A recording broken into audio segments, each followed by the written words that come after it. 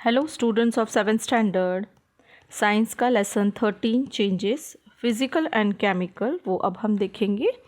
तो फिज़िकल और chemical changes में जहाँ पर पूरी तरह से चेंज हो जाता है, फिज़िकली चेंज होता है और किस तरह से केमिकल चेंज होता है किसी भी सब्सटेंस में, वो इस लेसन में हमें देखने को मिलेगा।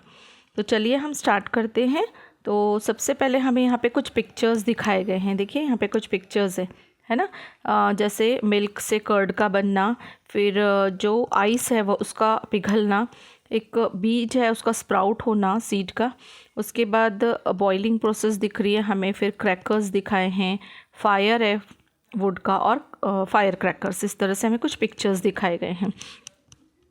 तो इन चीज़ों को देखकर हम क्या क्या समझ सकते हैं। तो हम यहाँ पर कुछ चेंजेस देखेंगे, जैसे दूध का दही में बदलना, मिल्क का कर्ड में बदलना। तो यह एक प्रकार का जो चेंज होता है, जो मतलब हम जिसे हम फिर से, जैसे मिल्क से दूध दही तो बना सकते हैं, लेकिन दही को मिल्क में फिर से कन्वर्ट नहीं कर सकते, ठीक है ना। और इसी तरह सीड जो है स्प्राउट होता है, तो उसमें भी पूरी तरह से चेंज आता है। तो इस तरह से कौन कौन से प्रकार के चेंजेस हैं, what are the types of changes, वो हम इस लेसन में देखेंगे। तो बिफोर स्टार्टिंग दिस लेसन मैं आप सभी से रिक्वेस्ट करूँगी कि यदि आपको मेरा पढ़ाना अच्छा लगता है तो प्लीज़ चैनल को सब्सक्राइब कीजिए और बेल आइकन है उससे ज़रूर दबाइए, ताकि आने वाले जो स्टडी के वीडियोज़ हैं आपको आराम से मिल सकें। लाइक कीजिए, शेयर कीजिए, जिससे बहुत सारे बच्चों को फ़ायदा हो सके। चलिए हम स्टार्ट करते हैं। तो which points will you consider while classifying the following changes into 2 groups. जैसे कि एक फ्रूट है, a fruit falling from a tree, अगर फ्रूट ट्री से गिरता है, जैसे पककर गिर जाएगा, ठीक है ना। और उसी तरह से रस्टिंग ऑफ आयरन, अगर किसी आयरन की चीज़ में जंग लग जाता है। फिर रेनिंग होता है, जैसे बारिश हो रही है, तो वह भी एक तरह का चेंज है। तो यह सब जो चेंजेस है हम पूरी तरह से इस लेसन में अब हम देखेंगे। So we have previously studied some examples of changes like the ripening of fruit। जैसे हमने पहले भी पढ़ा हुआ है कि जैसे फ्रूट राइप होता है, फ्रूट का पकना, spoiling of milk occur naturally, these are called natural changes. तो ये नेचुरल चेंजेस कहलाते हैं। दूध अगर मतलब फट जाता है कभी कभी, तो ये नेचुरल चेंजेस होते हैं। फ्रूट पक जाता है, वह भी एक नेचुरल चेंज है। तो और कौन कौन से प्रकार के चेंजेस हैं वह हम देखेंगे। Many changes such as sharpening a pencil, baking bread, cooking food are useful to us and these are therefore called useful changes. कुछ चेंजेस जो है हम बहुत डे टू डे लाइफ में देखते रहते हैं, जैसे कि अब पेंसिल शार्प करना है ना, पेंसिल शार्प करना है तो हमारा यूज़फुल चेंज है, हमको लिखना है इसलिए हम पेंसिल शार्प कर रहे हैं, ब्रेड बेक कर रहे हैं, कुकिंग फूड, ये कुछ तरह के यूज़फुल चेंजेस हैं। तो ऐसे जो चेंजेस जो हमारे फ़ायदे के लिए हैं, जो हमारे लिए उपयोगी हैं, they are called useful changes. The changes that are not useful और changes that do us harm are called harmful changes. कुछ चेंजेस ऐसे होते हैं जो हमारे लिए हार्मफुल होते हैं, जिनसे हमें नुकसान होता है, तो that type of changes are called harmful changes. अभी यहाँ हमें बताया गया है कि कुछ चेंजेस ऐसे होते हैं कि जैसे can you now classify the natural and man made changes you have listed as useful and harmful changes. बहुत सारे ऐसे डे टू डे लाइफ में हम चेंजेस देखते हैं कि जो यूज़फुल होते हैं और कुछ हार्मफुल होते हैं, ठीक है ना। जैसे कि हम देखते हैं कि अगर हमने दूध है उसका दही बनाया तो दैट इज़ ऑल्सो हमारे लिए वो यूज़फुल भी होगा, है ना। और अगर किसी कोई बर्तन है, टीन का बर्तन है, तो अगर उसको हमने बहुत दिन तक ऐसा खुला छोड़ दिया तो उसमें रस्ट वगैरह या जंग लग जाता है, तो वो हमारे लिए हार्मफुल चेंजेस को हम फिर से यूज़ नहीं कर सकते। सो कुछ चेंजेस हमारे लिए यूज़फुल होते हैं और कुछ हार्मफुल होते हैं। इसी तरह से यहाँ पर दिखाया गया है, देखिए कि what can you tell about two of these, namely bursting of a balloon and ripening of fruit from the point of view of their duration, that is the time they take to happen। अब जैसे bursting of balloon, एकदम फटक से फटेगा balloon का, हमें समझ में भी नहीं आएगा, है ना। और फ्रूट राइपन होना मतलब फ्रूट का पकना, अगर वो पकेगा तो धीरे धीरे पकेगा। अगर हम कच्ची कैरी घर पे लाते हैं, उसे रखते हैं, तो वो कुछ दिनों में 4 से 5 दिन, 6 से 7 दिन इस तरह से पकने में लेती है, तो उसमें टाइम लगता है। तो टाइम ड्यूरेशन के अकॉर्डिंग भी हम जो चेंजेस हैं उनको बता सकते हैं। जैसे कि शॉर्ट पीरियड का जो चेंज है उसे हम फास्ट या क्विक चेंजेस कहेंगे, जैसे कि बस्टिंग ऑफ बलून। और जो चेंजेस थोड़ा टाइम लेता है, लॉन्ग पीरियड ऑफ टाइम के लिए होता है, तो उसको हम स्लो चेंजेस बोलेंगे, जैसे कि राइपनिंग ऑफ फ्रूट। आगे हमें यहाँ पर एक एक्टिविटी दी है, मतलब जस्ट फॉर फन, कि यहाँ पर हमें pieces of glass bangles, candle और मैच बॉक्स यूज़ करना है। हमारे घर में बहुत सारी कांच की ऐसी चूड़ियाँ होती है ना, उसका हम यूज़ कर सकते हैं। तो किस तरह से हमें करना है? Hold a piece of glass bangle in candle flame, supporting it with your fingers. Take care to heat the piece in middle, keeping its two ends outside the flame. Observe it as the middle gets heated and becomes soft. It bends due to the finger pressure on its ends. In this way, bring the two ends together and let the piece cool. A toran can be made by linking such pieces with each other. Make such torans of different patterns and colors and decorate your class and home. तो यह एक activity दी है। देखिए, घर में bangles होती हैं ना, तो उससे हम एक कैंडल जलाएंगे, उसके फ्लेम में बैंगल, टूटी हुई जो बैंगल है उसके जैसे हाफ बैंगल होगी, उसके दोनों सिरों को पकड़कर हम फ्लेम के पास लाएंगे। हम क्या देखेंगे कि फ्लेम की वजह से वो कांच, ये जो ग्लास है, वो बैंगल वो पिघलने लगता है, और उसको फिर धीरे धीरे मोड़ेंगे, उस कंडीशन तक मोड़ेंगे जहाँ पर वो मुड़कर एक अच्छी तरह से लीफ जैसा हो जाए। तो उसको हम एक में एक फंसाकर कड़ी बनाएंगे और उससे हम तोरण बनाएंगे। तो यह हमें क्या बताता है कि देखिए, ग्लास को जब हम गर्म करते हैं उसमें भी चेंज होता है और उसको हम मोल्ड कर सकते हैं। ठीक है। इसी तरह melting some wax and obtaining the original solid wax again is something that we can do repeatedly. The changes that can occur in a forward and reverse direction again and again are called reversible change. अभी घर में हमारे यहाँ mostly wax की candles होती हैं, जब हम उनको जलाते हैं तो वो पिघलती हैं पहले और बाद में फिर से ठंडी होकर वैक्स बन जाती हैं. तो ऐसे चेंजेस जो फिर से बार बार हो सकते हैं, मतलब उसी रूप में बार बार होते हैं, तो वो रिवर्सिबल चेंज कहलाते हैं.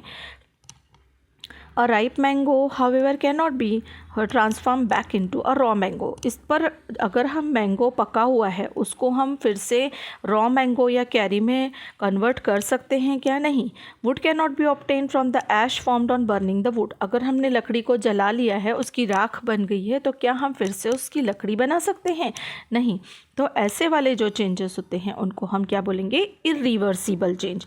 तो रिवर्सिबल चेंज मतलब जो फिर से अपनी उसी फिजिकल अवस्था में आ जाते हैं, जैसे कि वैक्स है, वो पिघलने के बाद फिर से क्या बन जाता है? वैक्स के रूप में फॉर्म हो जाता है, तो उसे हम क्या बोलेंगे? रिवर्सिबल. और राइपनिंग ऑफ मैंगो है, उसको हम रॉ मैंगो बना सकते हैं क्या? नहीं. तो उसको हम बोलेंगे इरिवर्सिबल चेंज, जिसे हम बदल नहीं सकते फिर से. On considering the above examples, we find that some changes occur again and again after a definite interval of time. Such changes are called periodic changes. On the other hand, it cannot be said for sure when certain changes will recur after one occurrence. Even if they recur, the time interval is not fixed. Such changes are called non-periodic change. कुछ जो changes होते हैं, फिर से बार बार होते रहते हैं. ठीक है. तो इस तरह का जो चेंज होता है उसे हम पीरियोडिक चेंज बोलते हैं. और कुछ ऐसे चेंजेस होते हैं कि एक बार आ जाते हैं, एक बार चेंज आ जाता है, लेकिन उसका कोई फिक्स टाइम नहीं होता कि वो फिर से बदल कर उसी रूप में आएगा. तो उसे हम कौन सा चेंज बोलते हैं? नॉन पीरियोडिक चेंज बोलते हैं. अभी यहाँ पर हमें कुछ एग्जांपल्स दिए हैं. देखिए यहाँ पर which of the changes shown in the picture alongside are temporary. तो यहाँ पर हमें कुछ पिक्चर्स दिए हैं कि ये टेम्पररी हैं या फिर परमानेंट चेंज है, तो हमें इनको बताना है. जैसे ये जो कच्चा आम है उससे मैंगो बनना, ठीक है, तो ये जो चेंज होगा वो परमानेंट होगा, वो टेम्पररी नहीं होगा. उसी तरह ये जो चेंजेस है, जैसे कि बर्ड से फ्लावर बन रहा है ना, वो भी परमानेंट है, वापस हम उसे कर सकते हैं क्या, फिर से बर्ड बना सकते हैं, नहीं बना सकते। लेकिन अभी जैसे बर्फ़ है, बर्फ़ पानी में कन्वर्ट हो गई है, तो ये थोड़ा टेम्पररी है, इसको हम वापस जमा कर बर्फ़ कर सकते हैं, ठीक है ना। तो इस तरह के जो चेंजेस होते हैं, यह जो बदल सकते हैं वो टेम्पररी चेंज होते हैं, और परमानेंट चेंज मतलब जिसे हम फिर से चेंज नहीं कर सकते। इसी तरह यहाँ पर एक डिश में हमें देखिए वो आयरन और पेपर वगैरह मिक्स करके दिया हुआ है, और मैग्नेट से अगर हम उसे अलग करेंगे तो हम उसे कर सकते हैं, ठीक है ना। तो ये टेम्पररी चेंज हो सकता है, जिसे हमने उसे अलग कर लिया, जो भी आयरन का पिंस वगैरह थी या आयरन का जो कटिंग थी वो अलग कर ली और पेपर अलग कर लिया। तो ऐसे कुछ चेंजेस होते हैं जिन्हें हम टेम्पररी और परमानेंट चेंज में बता सकते हैं। In some of the above examples of changes, the properties of the original substances remain the same, that is, their composition remain unchanged. No new substances form, such a change is called a physical change.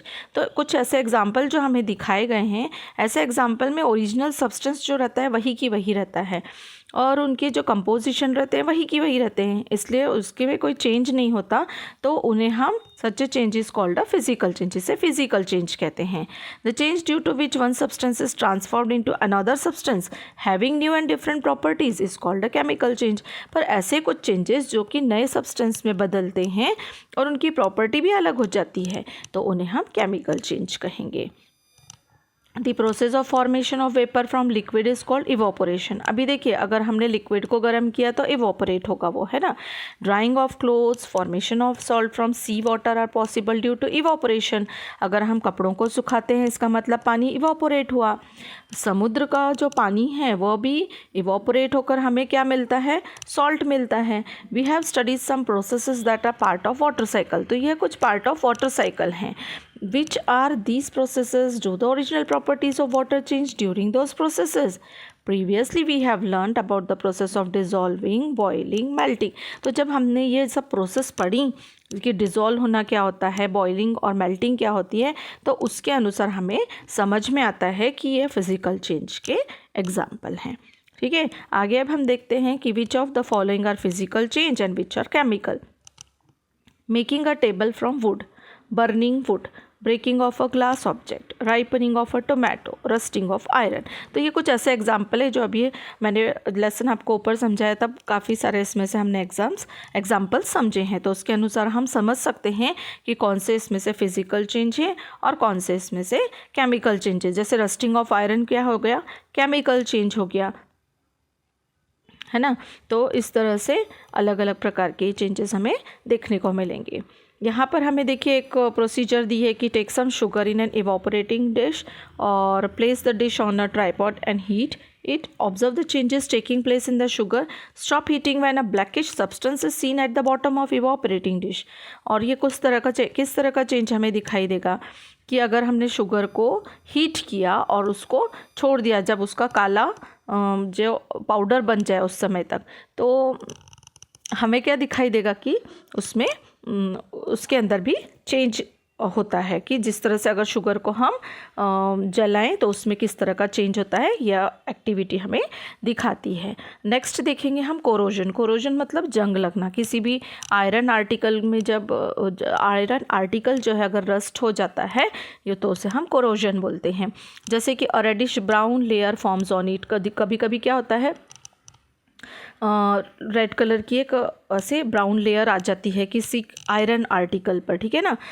Greenish layer is seen to form on a copper article. अगर हमारे घर में कोई तांबे का बर्तन होगा तो उसको अगर हम ऐसे ही छोड़ दें ना बिना साफ़ किए, तो वो भी ग्रीनिश हमें दिखने लगता है। और this process is called corrosion of metals. इसको हम मेटल्स, धातु पर कोरोजन होना या जंग लगना, इस तरह से हम बोल सकते हैं। Things become weak due to corrosion and corrosion is caused by oxygen moisture vapours of chemical in the air. तो कोरोजन किस तरह क्यों होता है कि ऑक्सीजन, मॉइस्चर और वेपर जब एयर में केमिकल प्रोसेस करते हैं तो उस समय पर यह कोरोजन अराइज होता है।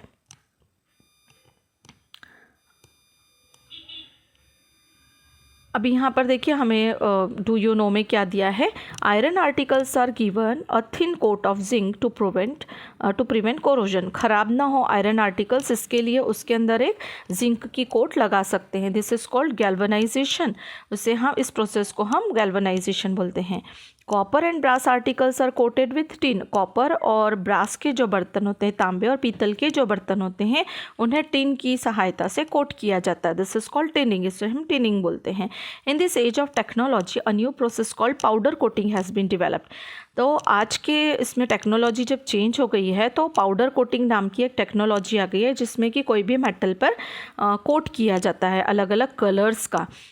तो this is applied on metals like iron and aluminium. Mostly iron और एल्यूमिनियम पर इस तरह की पाउडर कोटिंग की जाती है ताकि कोरोजन ना हो।